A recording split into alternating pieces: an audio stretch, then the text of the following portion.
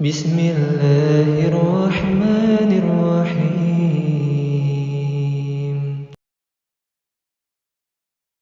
Tapi para jamaah ibu yang dimuliakan oleh Allah, itu tadi penghalang-penghalang orang bisa khusyuk di dalam sholat. Nah, sekarang kita akan jelaskan bagaimana orang itu bisa mencapai khusyuk. Nah, ini penting ilmunya ya. Bagaimana bisa khusyuk dalam sholat kita agar nanti sholat kita diterima sama Allah dan kita dimasukkan ke dalam surga Firdaus sesuai dengan apa yang disampaikan oleh Allah di dalam surat Al-Mu'minun ayat 2. Yang pertama, orang itu bisa khusyuk di dalam sholatnya itu pertama adalah hudurul qalbi.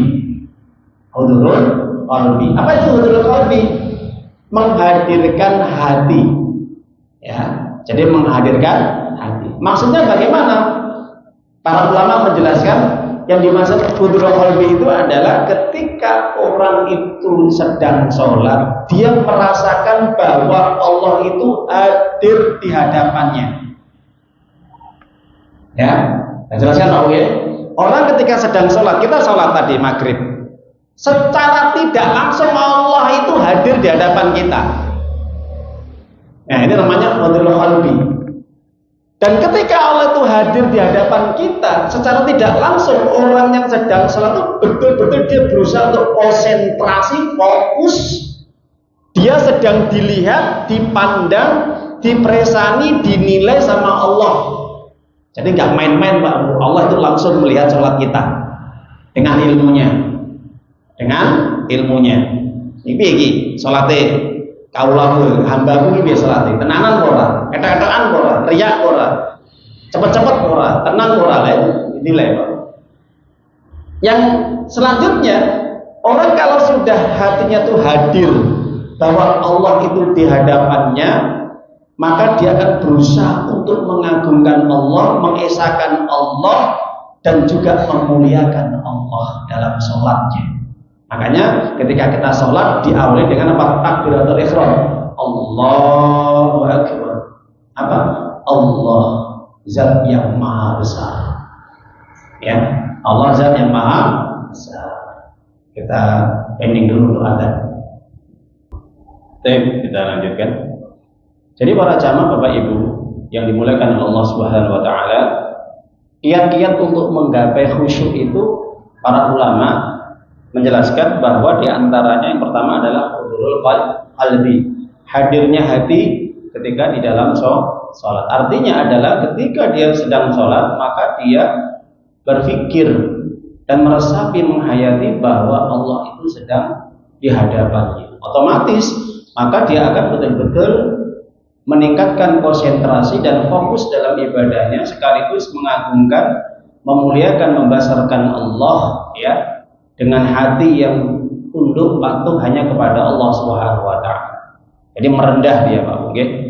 Nah, itu orang sholat. Ya. Bagaimana nanti ketika pada hari kiamat, di saat manusia nanti dikumpulkan di padang mahsyar, mereka akan semuanya tunduk, patuh, sujud kepada Allah, kecuali mereka yang tidak pernah sholat. Orang yang hidupnya nggak pernah sholat Pak, ketika nanti disuruh sujud di hadapan Allah, tidak akan pernah mampu untuk sujud, tidak akan bisa membungkukkan punggungnya. Bener nggak Pak Bu? Yakin nggak bahwa nanti ada orang-orang yang dimana mereka tidak akan bisa mampu untuk mensujudkan, ya, punggung mereka, karena mereka adalah orang-orang yang semasa hidupnya tidak pernah melaksanakan ibadah sholat, ya. Maka orang seperti ini tidak akan bisa mampu dia. Maka kalau kita buka di dalam surat Al-Qalam, ya, surat yang 68, ya, diperhatikan ya. Jadi kalau kita tahu di dalam surat Al-Qalam surat 68 ayat yang 42-43, apa kata Allah? Ya ma yushabu ansaki wa yad'una ila sujud fala yastati'un. Ketika nanti pada hari kiamat, ketika betis disingkapkan, artinya ketika nanti hadir Allah di hadapan seluruh manusia, kemudian Allah menyeru mereka, memerintahkan seluruh manusia untuk bersujud di hadapannya, maka mereka tidak akan mampu untuk sujud ya di hadapan Allah. Kenapa Pak Bu tidak mampu? Khasyatan absarun tarhaqum dillah wa qad kanu yad'una lisujudi wa hum salimun. Dan pandangan mereka tertunduk ya, takut ya ke bawah. Jadi tertunduk ke bawah itu menunjukkan rasa takut yang luar biasa takutnya. Bayangkan Pak, Allah langsung hadir di hadapan manusia. Nanti kita ketika dikumpulkan di padang mahsyar, Allah akan hadir ya. Dan ketika Allah hadir itu, maka disitulah dengan suara Allah, maka Allah menyeru agar mereka sujud. Ternyata orang-orang yang semasa hidupnya tidak pernah sujud, mereka tidak akan bisa sujud. Jadi ketika boyoke ya, ini ditekuk enggak kena Pak Bu. Mboten kenging. Punggungnya ketika ditekuk untuk dia sujud atau dia rukuk itu tidak akan mampu. Kenapa? Ini karena pengaruh semasa hidupnya dia tidak mau sujud, tidak pernah sholat. Ya. Jadi orang ketika dia sedang sholat menghadap Allah, untuk bisa meraih tingkatan khusyuk itu, dia merendah betul di hadapan Allah. Allah itu hadir di hadapannya. Maka saat itulah Allah mengatakan wa khasyatil aswatu lirrahman. Ya. Wa khasyatil aswatu lirrahman. Yang dimana saat itulah semua suara-suara manusia itu lirih, berbisik-bisik, tidak berani keras Pak, di hadapan Allah Sang Maha Pemurah. Kenapa? Karena takut. Jadi kata-kata takut ini takut dia. Dia menunjukkan bahwa nanti pada hari kiamat ketika di padang mahsyar mereka ini hanya berbisik-bisik Pak. Gak aneh, sing bengak-bengok mboten enten. Saiki wong iso bengak-bengok, uring-uringan. Di sana enggak berani, Pak. Takut di hadapan Allah. Makanya orang ketika sholat ini ya, ini selain imam ketika membaca kan harus berbisik-bisik. Ya, ketika zikir, bisik-bisik kan ya. Baca subhana rabbiyal azim. Ketika ruku, ya, ketika sujud subhana rabbiyal a'la, bisik-bisik. Enggak mungkin subhana rabbiyal azim. Karena menghadap Allah. Baca iftitah itu bisik-bisik. Allahumma ba'id baini wa baina khataaya kama ba'adta bainal masyriqi wal maghrib. Ya Allah berkabir berkasih Rasulullah wasilah. Bisik-bisik Pak, lirih, enggak berani keras. Kenapa? Karena kita sudah diajarkan oleh Nabi, ketika di saat di dunia ini ketika kita menghadap Allah itu disuruh bisik-bisik. Rendah suaranya. Nanti ketika menghadap Allah pun kita kulinane bisik-bisik. Itu terbiasa. Anak manusia nggak berani nanti dengan suara yang keras. Nah, jadi para jamaah ibu, konsep dalam ibadah itu adalah ketika dia ingin mendapatkan kekhusyuan adalah hadirnya hati di hadapan Allah. Kita sholat, kita ibadah itu seakan-akan kita ini menghadap Allah. Kalau kita tidak bisa meresani melihat Allah, Allah melihat kita. Allah melihat kita. Kita kan nggak bisa melihat Allah, barang gaib seperti apa. Tapi kita merasakan dalam hati kita. Orang kalau punya iman itu merasakan Allah itu hadir di hadapan kita. Ya, dengan ilmunya Allah meskipun zatnya di atas arsy. Dengan ilmunya Allah tuh meliputi semua seluruh makhluknya di alam semesta. Dengan ilmunya ya. Jadi kehadiran Allah itu dengan ilmunya. Jadi pendapat yang dijelaskan oleh para ulama ahli sunnah, bukan zatnya. Kalau zatnya itu masih di atas langit, di atas arsy. Nah itu. Nanti baru ketemu zatnya, nanti kalau sudah masuk surga baru nanti akan ditampakkan wajahnya. Nah itu. Nah itu para jamaah Bapak Ibu. Jadi yang pertama untuk meraih khusyuk itu apa? Hadirnya hati, tenang. Ya. Nah itu. Yang kedua, selain hudurul qalbi yang dijelaskan oleh para ulama ya, yaitu adalah tafahumul ma'ani. Di samping dia ini menghadirkan hatinya ya, kemudian dia senantiasa menangis ketika membaca ayat-ayat yang ada ancaman neraka, itu akan bisa menambah khusyuknya insyaallah ya. Takut ya.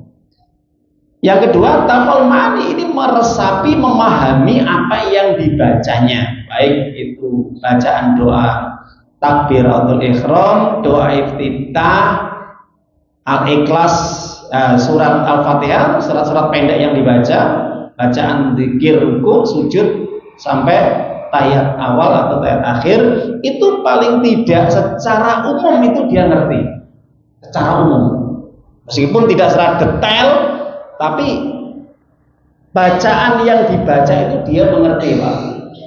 Makanya pentingnya penjenengan itu kalau sering-sering membaca terjemahan dikir-dikir itu penting sekali, sering dibaca terjemahnya, Pak. Jadi buatan apa toh, tapi yang ngerti maknanya, artinya ini ngerti. Lek artinya ngerti, benten, Pak. Kali sing buatan ngerti, betul itu. Ya. Jadi penjenengan jajal mawon, coba. Ya. Nanti di rumah buka buku sholat, ya, di mana mulai bacaan awal sampai akhir, takbiratul ihram sampai salam.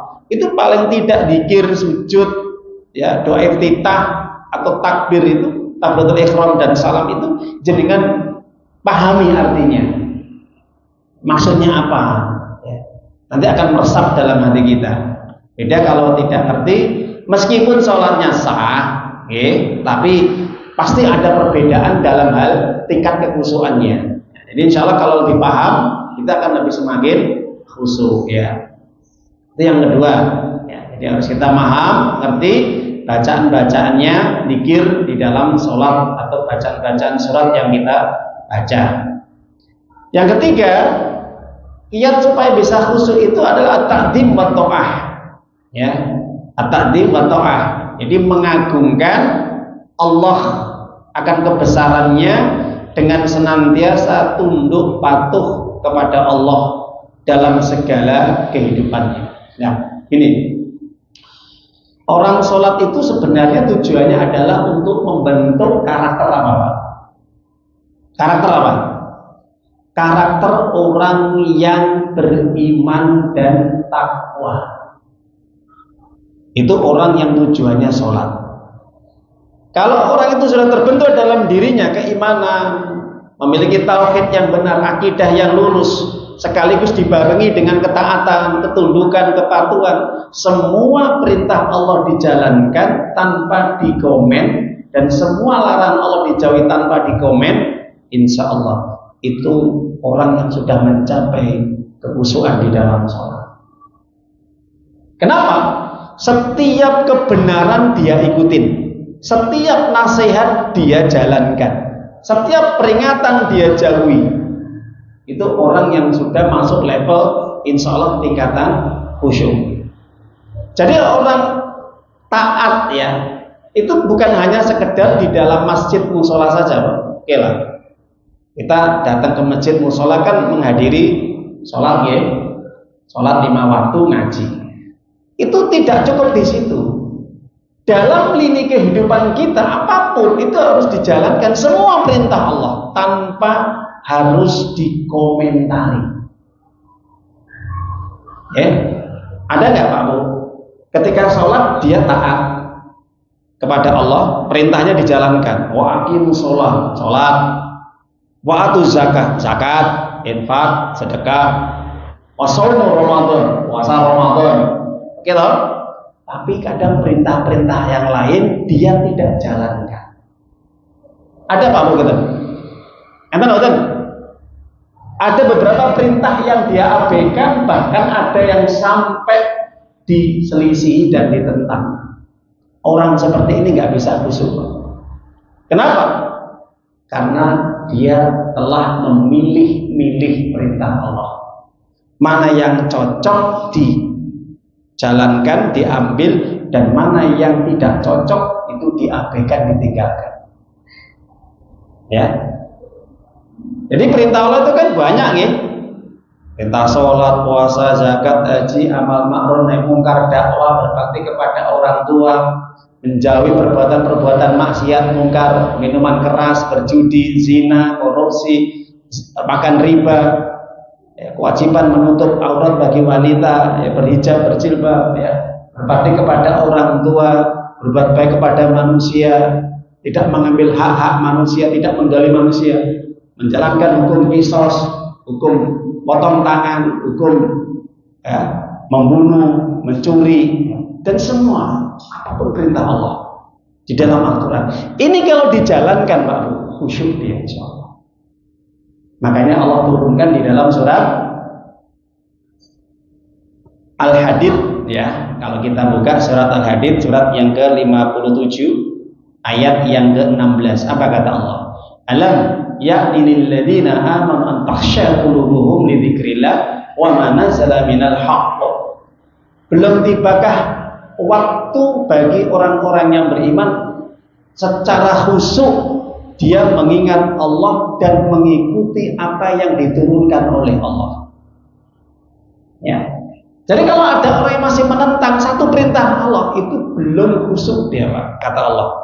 Sampai dia mengikuti semua apa yang diturunkan oleh Allah. Ya, ini nasihat dari Allah, ya. Tadi lek enten salah setunggal perintah Gusti Allah sing kita abaikan, kita tinggalkan, jangan berharap kita bisa khusyuk. Kadang-kadang kita masih apa? Bekekok, bergudul, bantah. Diperintah ini nggak mau, tapi yang ini mau. Nah, ini. Makanya orang kalau pengen khusyuk, jalankan ayat ini, insya Allah khusyuk. Bagaimana caranya? Patuh, tunduk, sami'na wa atokna, dikerjakan semua tanpa satupun yang ditentang, satupun yang diselisihi. Ya, sami'na wa atokna, itu jawaban orang mukmin kalau diperintah. Innama kana qaulal mu'minin idza du'ila wa rasul ayyakulu sami'na wa atokna. Yakuma bainahum ayyakulu sami'na wa atokna. Jawaban orang mukmin itu kalau diperintah oleh Allah dan Nabi untuk menghukumi suatu perkara, ya, maka dia akan mengatakan kami mendengar dan kami taat. Itu orang mukmin, jawabannya seperti itu Pak Bung. Tapi kalau orang Yahudi, jawabannya kami mendengar tapi ngosek saja lek cocok tak lakoni, lek ora cocok tak tinggalni. Itu Yahudi. Makanya turun surat An-Nisa 46. Jadi kalau ada orang yang masih tidak cocok, ya, tidak suka dengan perintah Allah atau tidak mau mengamalkan perintah Allah, itu sifat Yahudi. Ya, surat An-Nisa surat 446 nanti dibuka, ya. Yang terakhir, orang bisa khusyuk di dalam sholatnya. Para ulama mengatakan al-khauf war roja, tumbuh di dalam hatinya, yaitu sifat takut dan berharap hanya kepada Allah. Nah, itu. Masalah takut ini tidak usah kami jelaskan, tapi yang penting ini adalah juga adanya orang itu berharap. Perhatikan para jamaah ibu, kadang hidup orang itu tidak lepas dari ujian, ya Pak, ya? Tapi kadang-kadang orang itu salah jalan, salah tujuan, salah niat, dan salah harapan. Nah, itu. Nah, orang yang senantiasa terlalu mengharapkan manusia ini tidak bisa khusyuk sholatnya. Ya, orang yang terlalu mengharapkan manusia, dia tidak akan bisa khusyuk di dalam sholatnya. Jadi misalkan ketika ada orang bekerja, ya, dia telah mengharapkan, menggantungkan dengan pekerjaan itu. Kudu harus nyambut gawe nang kene, ora nyambut gawe kene uripku berantakan misalkan. Ya, dia mengharapkan manusia supaya mendapatkan pekerjaan di situ. Atau dia mengharapkan manusia supaya dapat bantuan. Aku tuh oleh bantuan nih. Kalau nggak dibantu, saya nanti hidup saya seperti ini lah ini. Orang yang mengharapkan manusia, dia suatu saat nanti akan kecewa. Nggak betul? Pasti itu.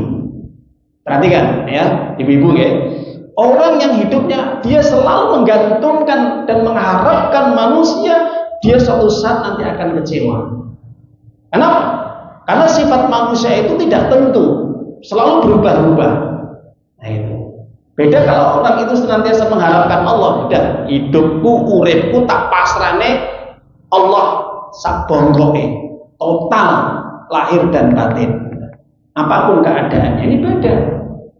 mau dikasih rezeki, mau dibayar, mau dapat pekerjaan atau tidak, itu urusan Allah. Yang penting saya sudah berusaha, terserah nanti Allah yang menjalankan. Nah ini orang yang bisa khusyuk dalam sholatnya. Tapi kalau dia mengharapkan manusia, kok janjian nggak teko-teko gitu, kadung wis ya usah. Kalau memang nggak datang ya sudah. Memang Allah tidak menghadirkan dia datang. Ya, kadang saya merasakan sendiri, Pak. Godaan-godaan setan itu, misalkan sholat di sini.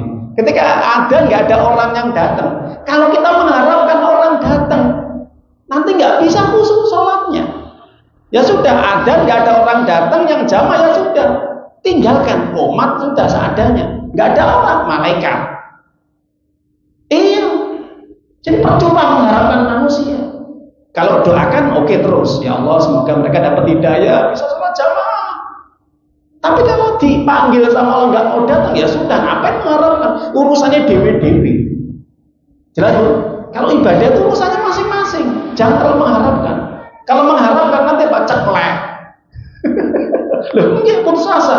Ya, dari orang datang, orang yang teko ya wis males padahal lah. Tadi kan males jamaah. Angga di WA, kadang dengan Pak To atau yang lainnya itu ibu-ibu, ya kan mengharapkan manusia itu, kenapa? Yakin, Pak, membuat hati sakit. Itu akan berpengaruh dalam sholat kita nanti. Akhirnya kita nggak bisa khusyuk dalam sholat. Sudah. Yang penting dalam hidup itu kita menggantungkan, mengharapkan hidup kita hanya untuk Allah saja.